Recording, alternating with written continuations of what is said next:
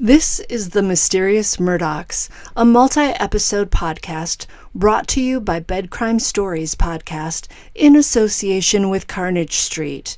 If you haven't yet listened to episodes 1 and 2 of The Mysterious Murdaughs, you'll want to do that before listening to episode 3. Episode 3, A Hunter Waits in the Dark at the Hunting Lodge. The fatal boat crash in which 19-year-old Mallory Beach lost her life was like a lit fuse that continued triggering explosions in the Murdaughs' once perfectly landscaped life. By the time the fuse ran out, 3 more people would be dead, 1 would be injured, 2 would be standing alone to face the consequences of the boat crash, 1 would be indicted on a total of 79 criminal charges, and the legal stronghold that all the Murdaughs had over Hampton County, South Carolina, would shatter like dragon glass. On June 4th, 2021, court-ordered mediation fails in the Beach family's wrongful death lawsuit against the 2 homeowners who threw the oyster roast on the day of the boat crash. The bar in Beaufort that served shots to minors Paul Murdaugh and Connor Cook, Parker's convenience store for selling Paul Murdaugh alcohol, Alex Murdaugh, who owned the boat, and Paul's older brother, Buster Murdaugh, who allegedly had obtained a duplicate copy of his driver's license to give to his brother Paul. The failed court-ordered mediation is likely a blow to the Murdaughs because it then looks like the case is bound for trial.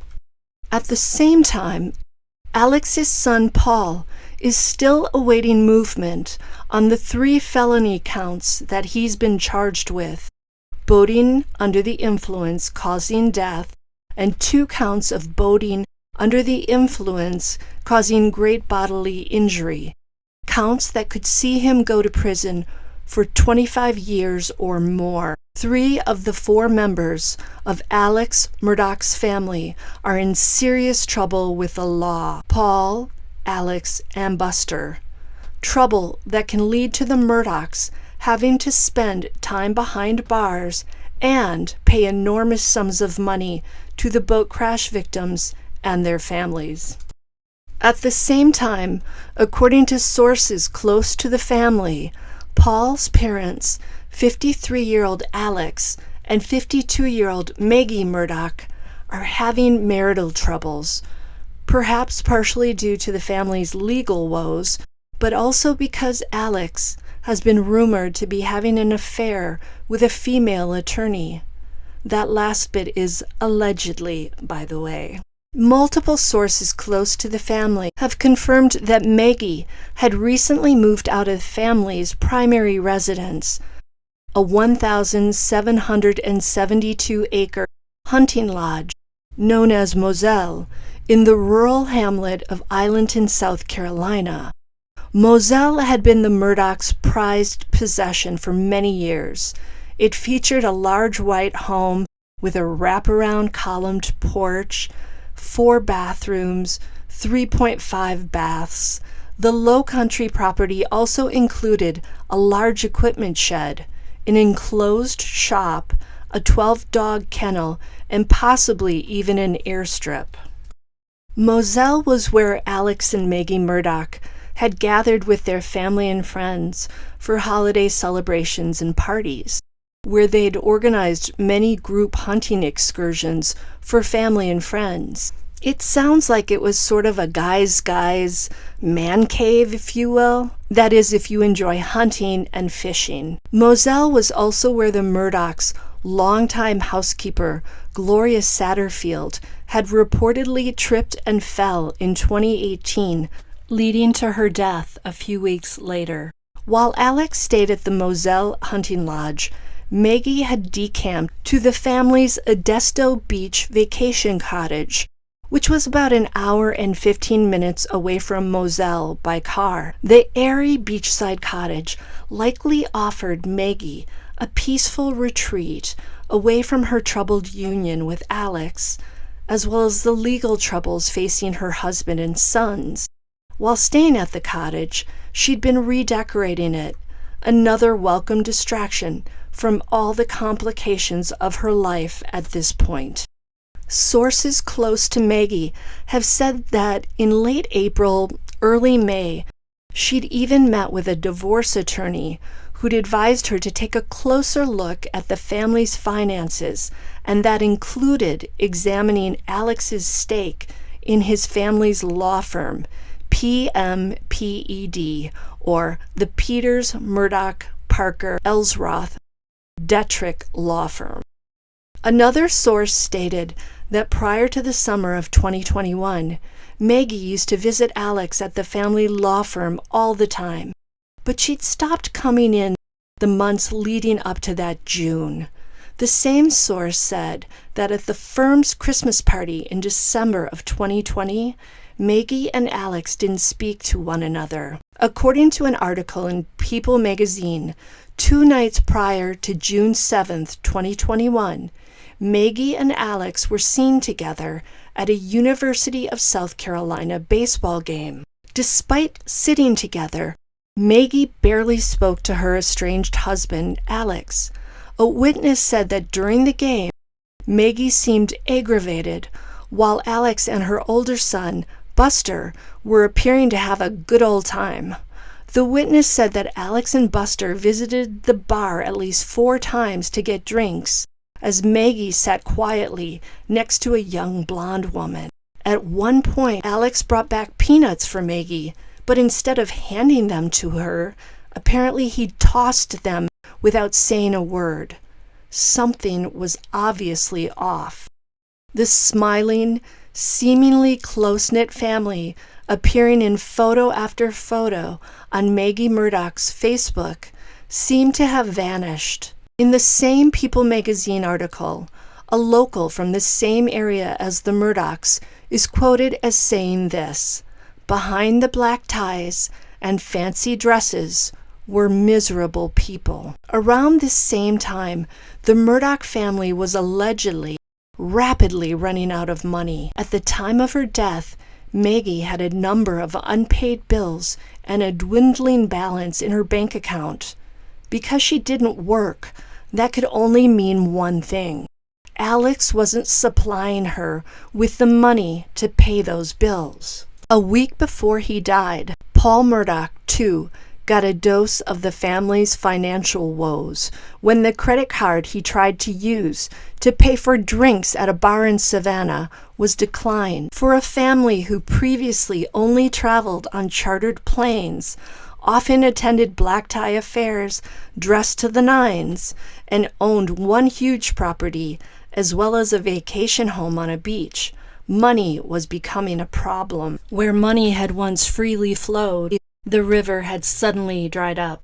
In addition to all of that, around the end of April and beginning of May of 2021, Alex Murdaugh had another problem to contend with. He'd recently been informed that a state grand jury had been subpoenaed to obtain his financial records for an obstruction of justice investigation that was going on in connection with the fatal boat crash.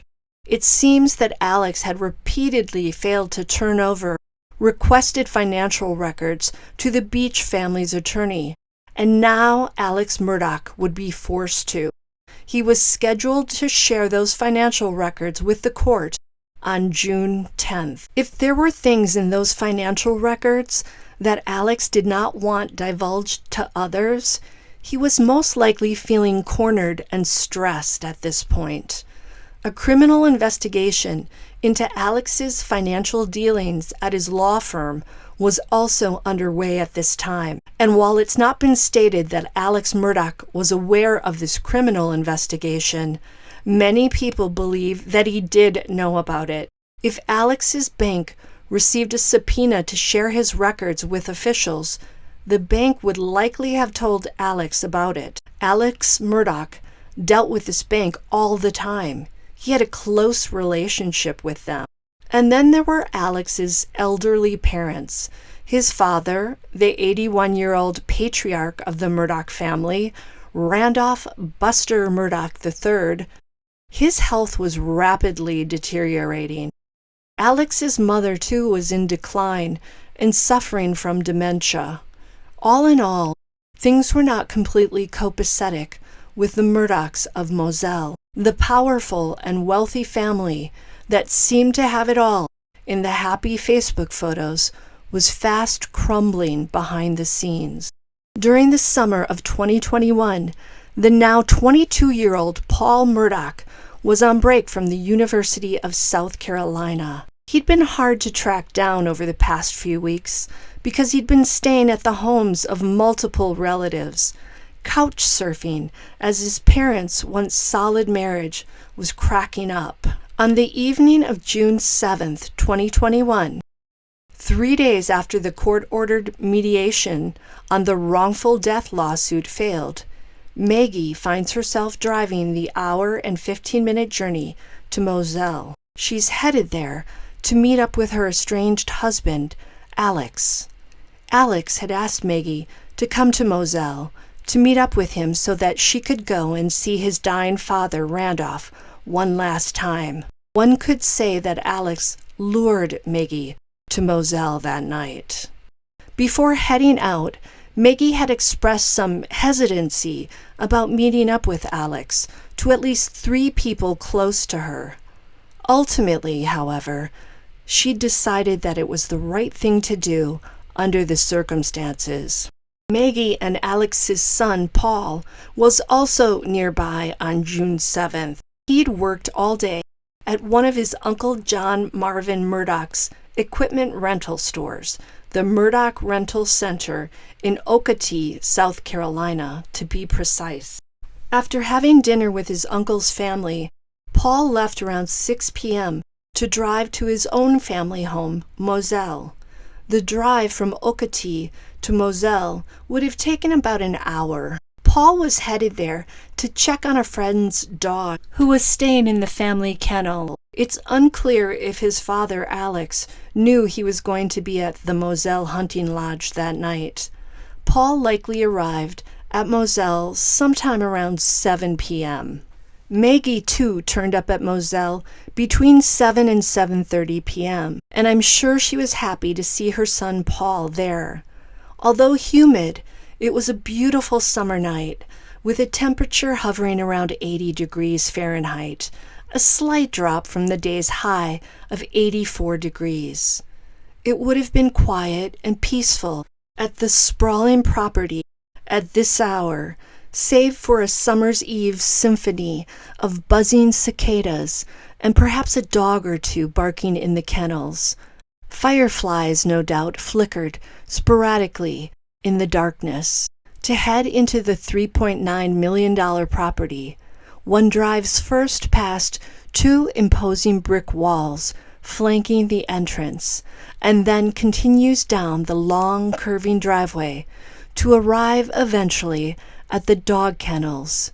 These structures and the White House are surrounded by a dense woods of pine trees and soaring oaks, and the nearest neighbor in the sleepy hamlet is quite a distance away.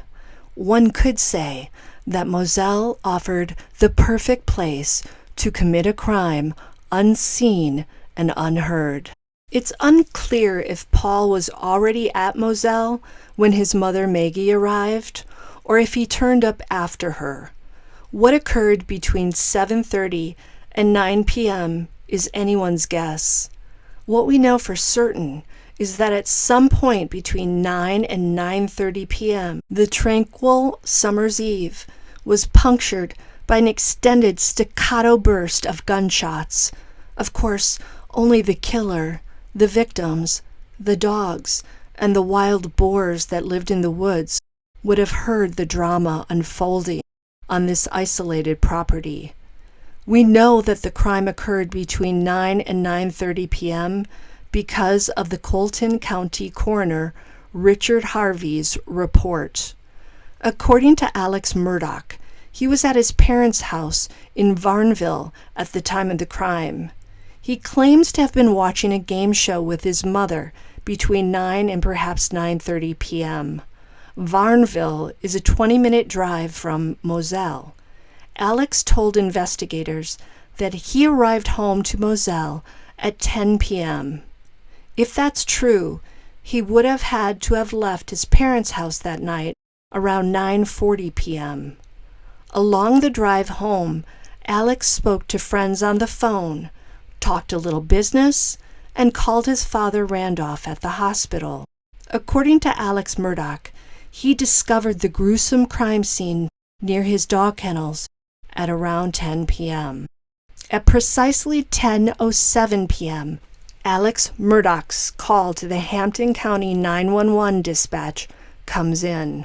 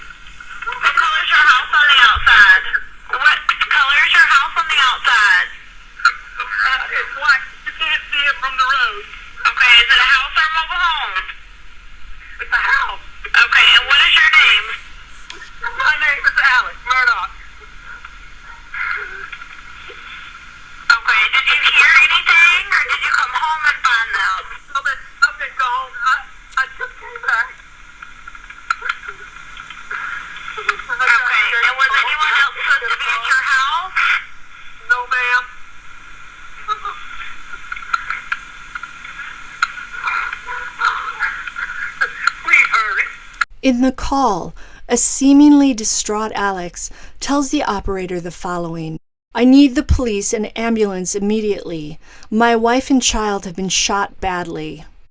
In between anguished cries, Murdaugh tells the operator that neither his wife nor his son are breathing, and he asks her to please hurry.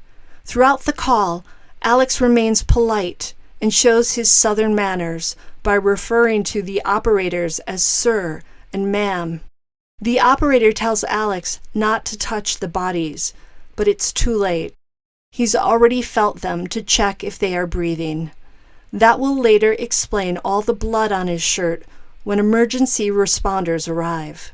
The operator also tells Alex to turn his car lights on as a beacon in the vast darkness for the EMTs. At some point, Alex calls his brothers and tells them to hurry over to Moselle. Alex was alone in the darkness with just the illumination of his car lights, the fireflies, and perhaps the lights on the 2 brick walls at Moselle's entrance as he waited the 20 or so minutes for emergency responders to show up to the secluded location. When the Colton County Sheriff's Office arrives, it secures the scene. South Carolina's State Law Enforcement Division, or SLED as it's simply called, is contacted at 10:28 p.m. to assist.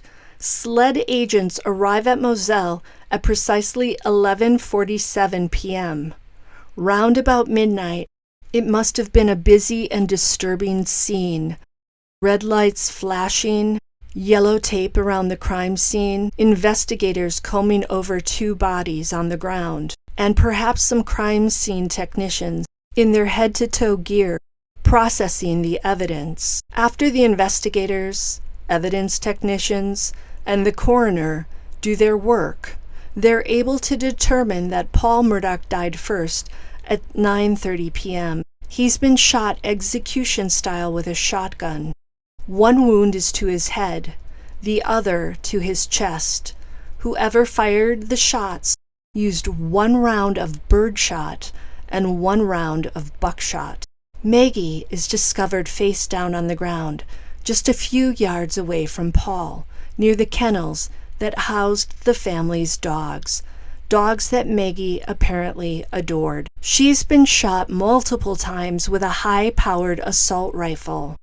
She has a bullet wound to the back of her head, execution style, which was administered as she lay on the ground. Another shot has gone straight through her back. The crime scene screams emotion and overkill. Whoever did this likely knew the victims. Shell casings are discovered near both bodies. Experts determine that 2 different weapons were used. Does that mean there were 2 killers waiting in the darkness to assassinate the mother and son? Was Paul the primary target and his mother Maggie simply a victim of collateral damage? Did someone outraged at Mallory Beach's death commit the crime in an act of revenge on the Murdaughs? Or was it just one killer who perhaps shot one victim before the other arrived and then switched weapons to make it look like there were 2 assassins? So far, no one has said. Unbeknownst to the Murdaugh family, a private investigator had been secretly filming Paul Murdaugh within 3 days of his death. That same PI had even used a camera at the entrance to Moselle in an effort to track Paul's comings and goings. It's unclear if the camera was installed in some fashion at the entrance to the hunting lodge or if it was a handheld camera. What we do know is that the videos collected by that private investigator are now in the hands of detectives of SLED as part of the ongoing investigation. It is unknown if the videos contain any evidence relevant to Paul and Maggie's deaths. However, the camera allegedly had a straight view to the area where the crime occurred. Details of the secret videos come from attorney Mark Tinsley, who represents the family of Mallory Beach. On June 8th, the day after the crime, authorities confirmed the identities of the deceased, Maggie and Paul Murdaugh, and refer to the incident as a double homicide. However, they say there's no threat to the public. On the same day, police locate Maggie's iPhone in the woods a short distance from Moselle. Maggie was always in tight communication with her sons, and she had the Find a Phone app on her phone.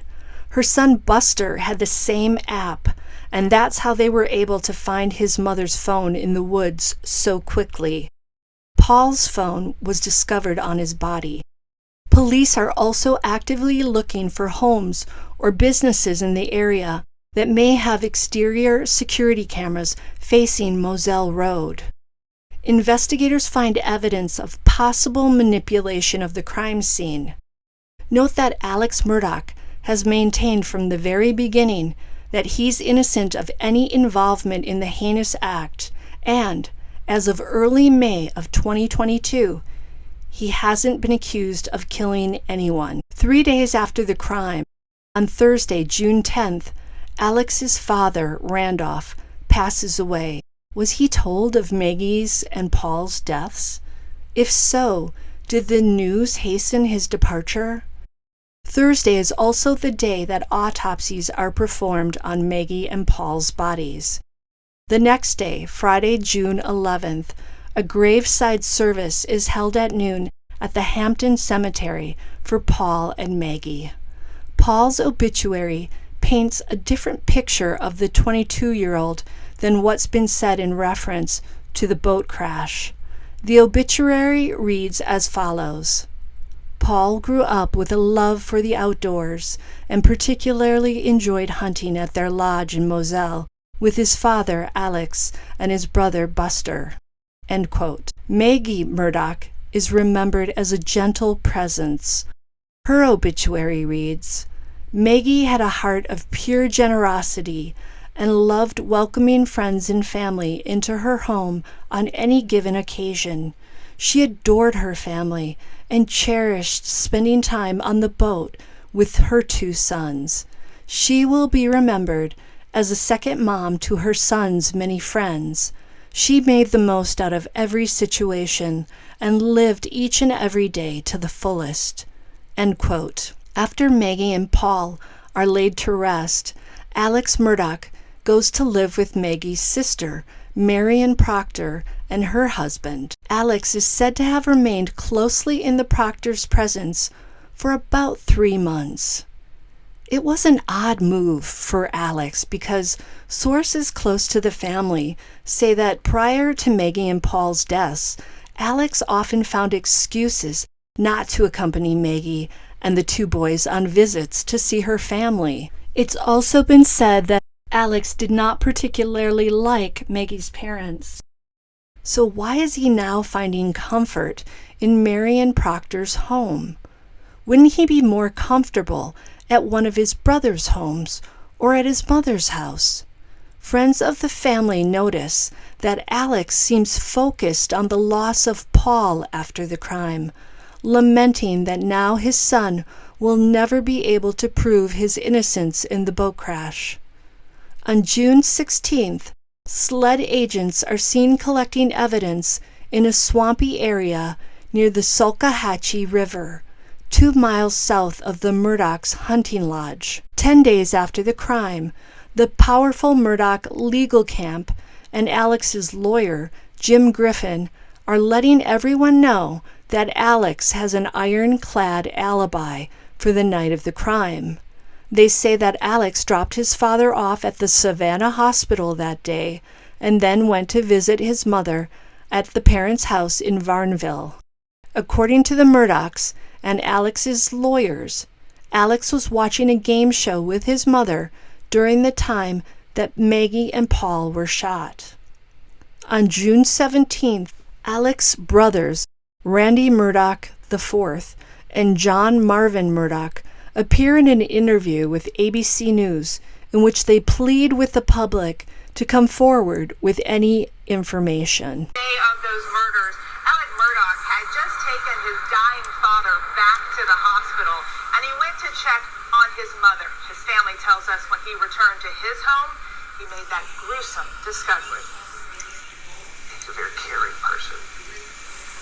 She was a rock of their family. This morning, members of the Murdaugh family speaking for the first time since their brother Alex Murdaugh found his 22-year-old son Paul and his wife Maggie shot to death outside their South Carolina home last week. I got a call from Alex Monday night. And as soon as I hit the phone, I knew something was wrong. Oh, man. He just told me. He said, "Come as fast as you can. Paul and Maggie have been hurt." His voice, the fear, he was just distraught. No arrests have been made, no suspects named. The Murdaughs issuing a plea for help this morning. But the person that did this is out there, and there's information, however big or however small it is. Did they have any enemies? I really don't know if any enemies. You hear all this talk on the, social media with regard to Paul, but I don't know of anybody that would truly be an enemy or truly want to.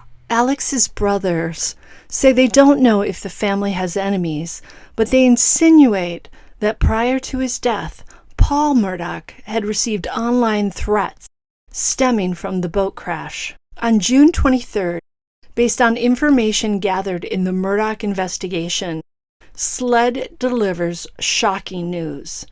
It's looking into the 2015 death of a 19-year-old Stephen Smith in Hampton County. SLED doesn't explain what information it obtained, leaving everyone to speculate. You see, Stephen Smith was an openly gay, classmate of Alex and Maggie Murdaugh's oldest son, Buster, and Smith was found dead in the middle of a rural road outside Hampton with a gaping head wound, his skull partially crushed, and his shoulder dislocated. One theory bandied about is that Stephen ran out of gas and decided to walk home when he was clipped by a semi-truck. However, his mother, Sandy Smith, discounted that theory in a 2020 documentary. She said this, "A mother knows her child, and my son would not do that. He had his cell phone. He was 6 miles from the house. He would have called somebody." End quote. Stephen's twin sister, Stephanie, told 2020 about the moment the coroner called the family home with news of Stephen's death. She claimed that shortly after the coroner called, her father received another call from one of the Murdaughs. "Randy Murdaugh was the second person to call my dad after the coroner. He said he wanted to take the case and it would be free of charge." End quote. Stephanie said her father was a little bit iffy about accepting Randy Murdaugh's offer.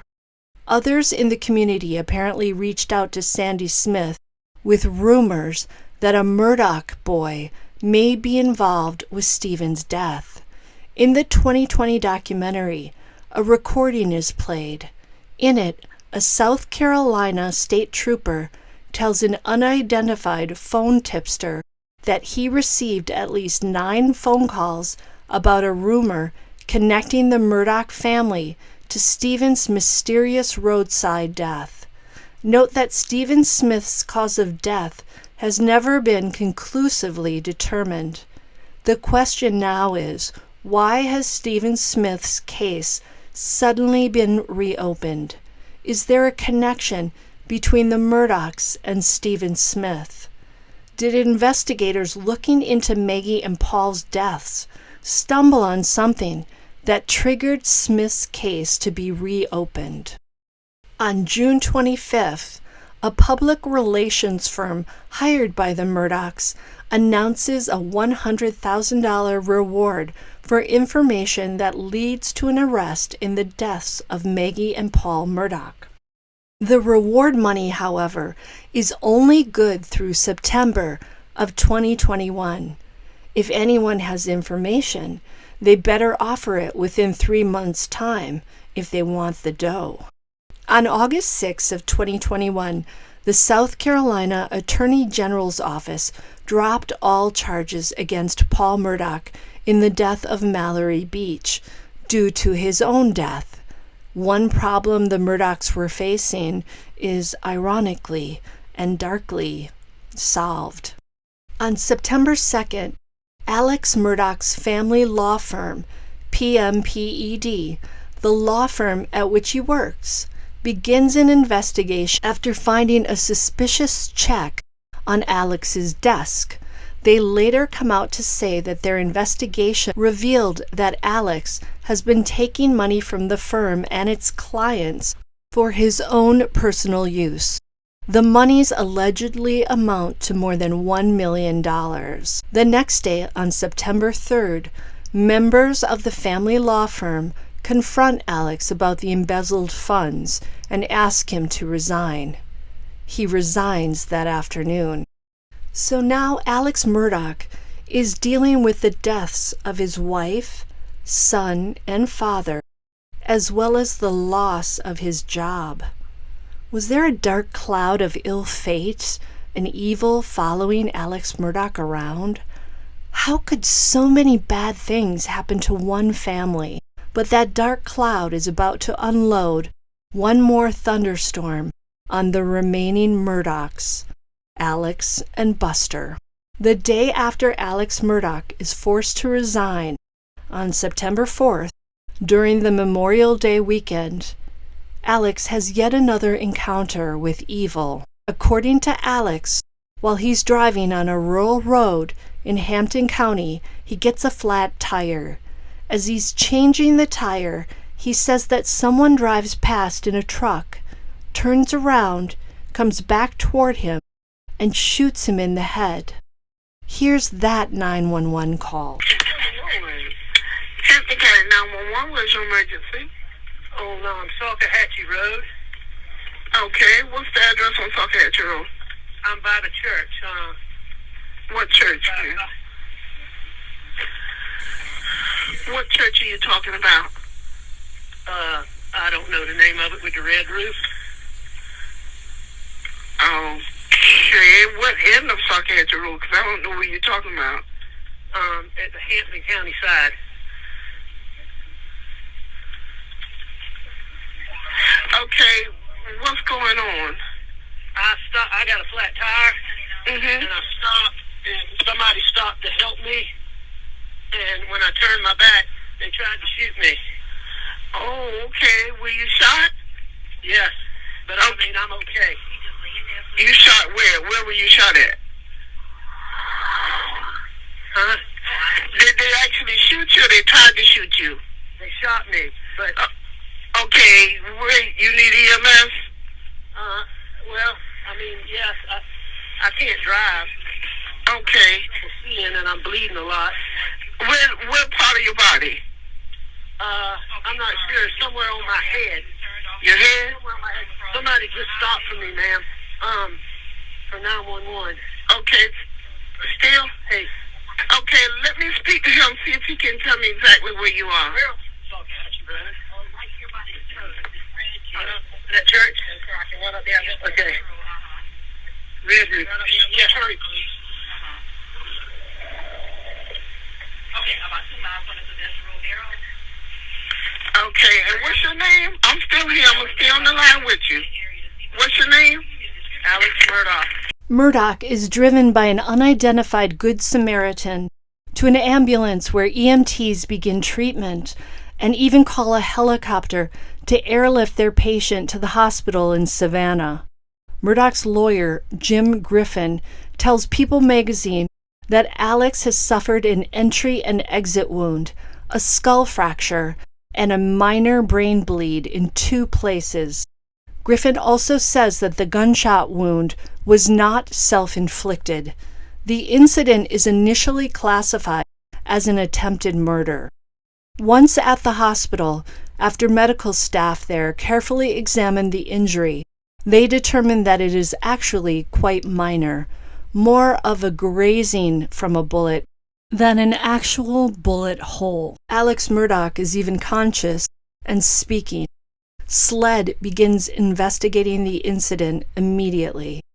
On September 6th, Alex releases a statement that says in part he's resigning from his law firm and entering rehab. Later that same day, the PMPED law firm announces that Alex was stealing money from them. The firm appears keen to separate itself from Alex Murdaugh's troubling behaviors. On September 8th, the South Carolina Supreme Court suspends Murdaugh's law license effective immediately.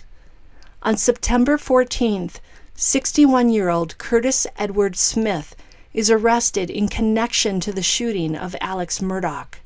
Authorities are now saying that Murdaugh admitted to them that the shooting was a scheme set up so that his surviving son, Buster, could collect a $10 million life insurance policy.